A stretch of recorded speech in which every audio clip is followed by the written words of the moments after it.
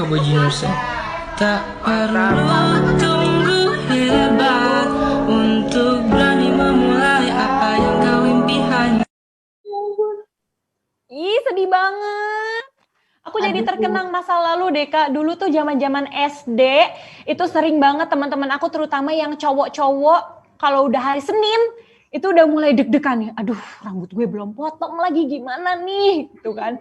Tapi kalau aku ngelihatnya malah kayaknya bikin mereka jadi kurang percaya diri deh. Kalau aku ya, kalau menurut Kak Rani gimana nih, Kak? Aduh, aku punya anak 2 cowok yang ngelihat video itu jadi ngenes loh. Bener-bener rasanya, aduh hatiku tuh seperti jep kayak mau nangis gitu ngelihat begitu. Tapi bagus, seneng video seperti ini dimunculkan supaya membuat semua orang tua, semua guru itu sadar bahwa cara kita menghukum dan juga mengingatkan anak itu salah ya, bukan seperti itu. Dengan melihat begini, saya sih nyalahin dua-duanya tuh, gurunya dan juga yang ngerekamnya ya. Ini tuh sebenarnya adalah membolehkan perilaku yang mematikan harga diri seorang anak loh. Itu kan seperti bully juga kan. Jadi sepertinya tuh waduh mentang-mentang anak ini gue bisa diperlakukan secara tidak adil dan tidak dengan respect begini. Bayangkan kalau orang dewasa dicukur begitu sama bosnya. What will you do? Ya kan? Jadi jangan sampai mentang-mentang anak tuh, waduh dia jadi seperti itu. Padahal sebenarnya bisa aja bahwa si anak itu belum sempet cukur. Mungkin dia karena rambutnya panjang ya, kayaknya ya. Mungkin gurunya ngingetin harus cukur rambut, potong rambut gitu. Terus dia nggak cukur rambut, kalau itu ngelihat pengamatan saya gitu. Akhirnya bisa jadi orang tuanya lupa, atau namanya juga anak laki yang perkembangan otaknya kan belum lengkap tuh. Memang mereka itu suka lupa, bukan karena mereka itu sengaja untuk lupa, atau sengaja mau berlaku nakal, tapi karena mereka itu memang perkembangan otaknya prefrontal cortexnya itu belum tumbuh, jadi mereka itu tidak bisa membedakan mana yang benar, mana yang salah, mana yang pantas atau tidak, dan memang sering lupa gitu.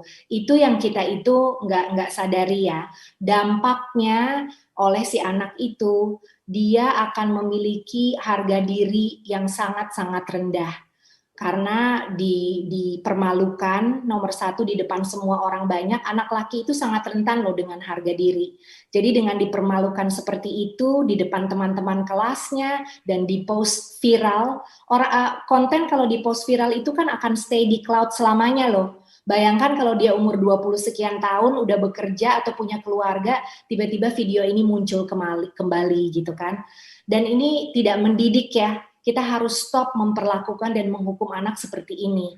Bukannya malah mengajarkan perilaku positif apa yang mau kita lihat, malah justru menghujat dan mematikan harga diri anak ini.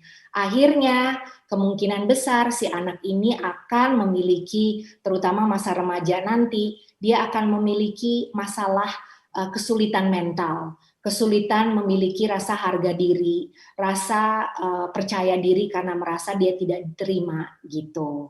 Jadi harus berhenti ya, nggak boleh tuh begitu tuh. Berarti kalau zaman sekarang tuh orang-orang banyak bilang damage-nya sampai ke mental gitu ya. Betul banget. Ini panjang ya Kak kalau kayak gitu. Coba kita refleksikan, mikir, saya aja banyak masalah-masalah kesulitan dan struggle pergumulan saya tuh remaja dan dewasa, kalau ditelusuri kembali, banyak hubungannya dengan pengalaman-pengalaman yang buruk dan menyakitkan pada saat kita masih kecil. Biasanya itu dari orang tua di rumah, atau mungkin dari guru sebagai pendidik utama setelah orang tua ya, atau dari teman-teman. Kan banyak kan orang yang nggak ada harga diri, atau nggak percaya diri, atau komitmen issue, itu gara-gara masa kecilnya mereka gitu, kesulitan masa kecil mereka. Jadi kayak trauma gitu loh, trauma emosi yang dalam gitu. Sekarang nih, misalnya anak ini udah terlanjur, seperti anak yang ada di video ini misalnya, dia udah terlanjur mengalami cara pendisiplinan yang kurang tepat gitu Kak, yang akhirnya kena nih mentalnya. Nah, dia bagaimana cara dia untuk menyembuhkan itu, supaya nanti ketika dia remaja itu udah nggak ada efeknya lagi? Ya, pelaku yang membuat anak ini menjadi adanya tekanan mental harus minta maaf. Jadi guru atau orang tua yang telah melakukan perbuatan yang salah, yang sudah mematikan harga dirinya dia, harus punya kerendahan hati dan harus punya sebuah keberanian untuk duduk dengan anak itu dan meminta maaf. Dan mengakui bahwa sebenarnya tindakan itu salah, sebenarnya kamu itu adalah anak yang ada harganya, bahwa kamu itu patut dihormati, dan saya salah. Dengan kita sebagai orang dewasa yang telah melakukan kesalahan, meminta maaf ke anak itu, dan menjelaskan kesalahannya di mana, dan kita akan berusaha untuk menjadi lebih baik, si anak itu akhirnya jadi memiliki kedamaian hati ya. Jadi akhirnya merasa bahwa perilaku itu tuh sebenarnya bukan salah gue. Bukan gara-gara saya itu benar-benar anak yang gue tuh nggak ada harga dirinya dan nggak berdaya. Sebenarnya itu mungkin karena guru saya dan ibu saya memang sedang emosi dan yang tidak memiliki kebijaksanaan untuk bertindak gitu.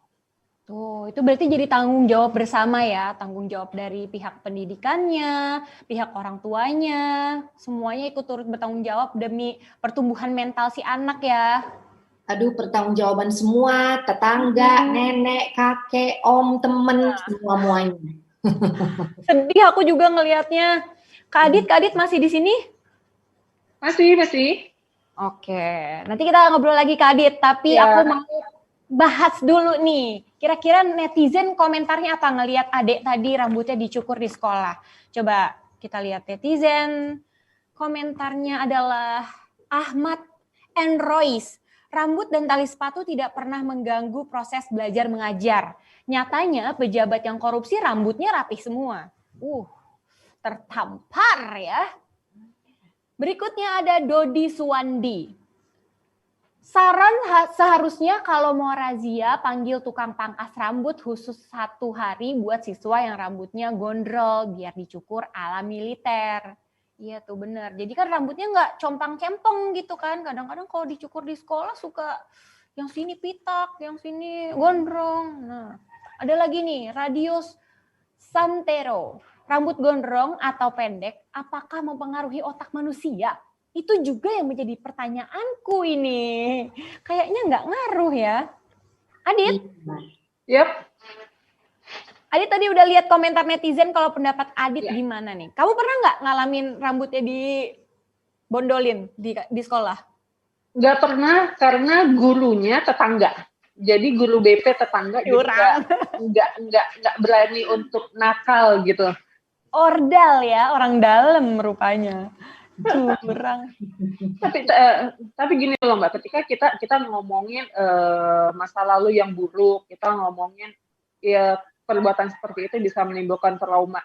Tapi di satu sisi ada yang berpendapat bahwa lebay loh, apa-apa diiniin sama piskis, apa-apa diiniin sama trauma masa lalu. Ya ini kan sekedar hiburan gitu. Ini kan anggaplah misalnya kita reunian ini untuk bahan tertawa. Lo pernah diginiin ternyata, ya gue juga pernah nih sama ibu ini nih. Karena jujur pernah juga yang seperti itu teman-teman. Pada akhirnya kita mengingat si guru. Gila kalau ingat ibu ini tuh jadi ingat ini, tapi dengan nada yang ya kita anggaplah itu sebagai kenangan-kenangan masa sekolah dulu gitu loh. Jangan terlalu dianggap itu bakal mengganggu psikis. Ada yang berpendapat seperti itu. Ketika kita berhadapan sama orang-orang seperti itu, bagaimana Mbak? Ya, memang gampang ya kalau kita itu melihat alah cuman kayak gitu aja kalau itu terjadi bukan kepada kita sendiri. Ya kan? Kita bisa ketawa, kita bisa bilang alah cuman kayak begitu aja, itu terjadi di orang lain, kita jadi pengamat.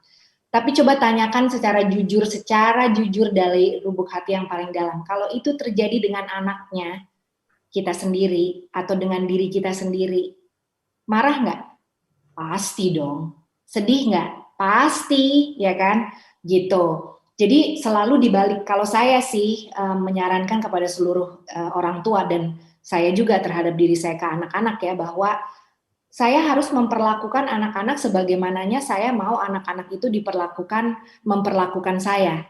Kalau saya mau anak itu respect dan hormat ke saya, anak itu menjadi baik dan patuh kepada aturan, saya harus mencontohkan hal yang seperti itu juga, gitu kan.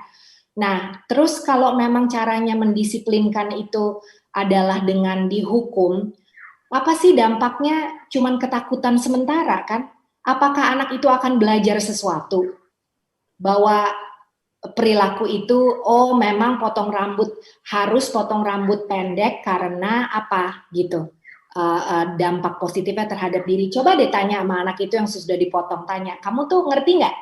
Barusan kamu tuh dipotong rambutnya karena apa? Pasti dia nggak tahu. Yang terbayang dan terekam di dalam dirinya adalah saya malu, saya diketawain orang, itu harga diri saya nggak ada. Itu yang dampaknya justru akan dia pikirkan gitu. Jadi sudah terbukti secara penelitian, terutama penelitian terakhir-akhir ini ya dari segi counseling dan psychological science, bahwa mendidik anak itu tidak bisa melalui hukuman dan kekerasan.